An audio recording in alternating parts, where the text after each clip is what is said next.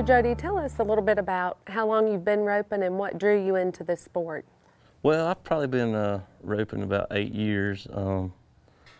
Rode horses since I was small and started rodeo and doing some things. And team roping really is a convenient way to keep good horses, and it's enjoyable. It can be frustrating at times, but you know, it's a lot of chance to win a lot of money. You know, we get to go up and down the road, and just the whole cowboy, you know, part of it is what we like. Roping, riding, and cowboying. That's right. Well, That's right. what do you look for in a rope horse?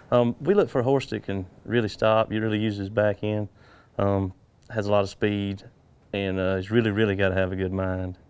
You know, he has to put up with a lot. And it's really hard. Sometimes a really well-bred horse will just be too hot to score, you know, and just won't have the patience. But you know, just like everybody, looking for the right combination of everything. But what's the typical age of a rope horse? Most horses that are used in ropings are from probably age 8 to probably 15.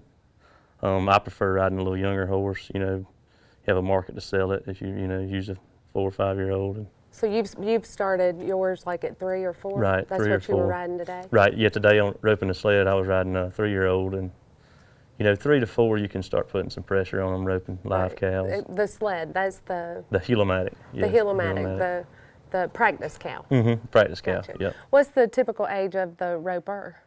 All ages. All ages. I mean, I've seen kids 5 years old at ropings and people 80 years old, you know. So it's good for any age, right? Yeah, it really is. It really is. It's a unique sport, is the age that compete in it. Age of the horse and the rider. Yeah, that's right. Okay, Jody, we've got a header and a heeler, and each of you are roping. Is there a difference in the rope that you use? Yeah, actually there is. The head rope is usually around 30 feet, 31 feet, and it'll be a softer lay. Usually when you buy head rope, it'll be extra soft.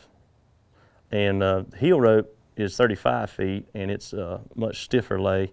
They usually come in a medium soft, medium, or hard medium, which you know, it's all in preference. But the rope can, you know, everybody's got their own preference, and there's as many ropes as there are, you know, types of saddles. So, but basically, you know, it's just the lay of the rope and you know, what people feel comfortable with. But so the only standard is the length. Right. And the lay.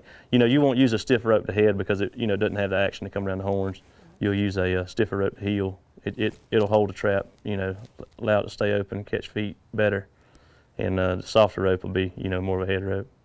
They have weekend shows and then they have the big rodeos. What's the difference in the shows, and what does it take to get to the big rodeo? Well, basically, team roping's got a lot of opportunities around, you know, speaking Southeast. There's some smaller jackpot shows that are less expensive. There's a few smaller associations, less expensive.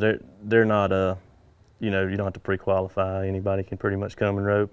They have a number of classifications for, you know, for each roper. The handicap system. We like to really work toward going to the USDRC events that are, there's probably 5 or 6 in the Southeast every year.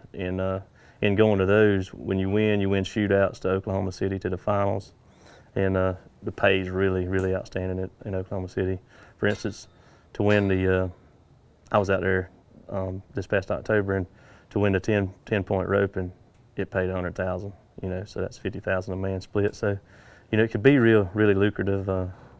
Everything's got to go your way that day, you know, to win that. But that's right. It might be why it's one of the fastest growing equine sports. Definitely is, and it's got a good handicap system, and they keep working on it. USDRC does a lot of work. One that we attend a lot is J Times 2 Productions. John Johnson out of Tennessee. He has quite a few around, and basically a roper goes and enters, and you get a lot of partners. You enter a draw pot. High point roper of the weekend wins a new dually, and they give away a lot of saddles, a lot of different things, you know, handicapped up and down for everybody. So, you know, it tends to be a lot of fun too.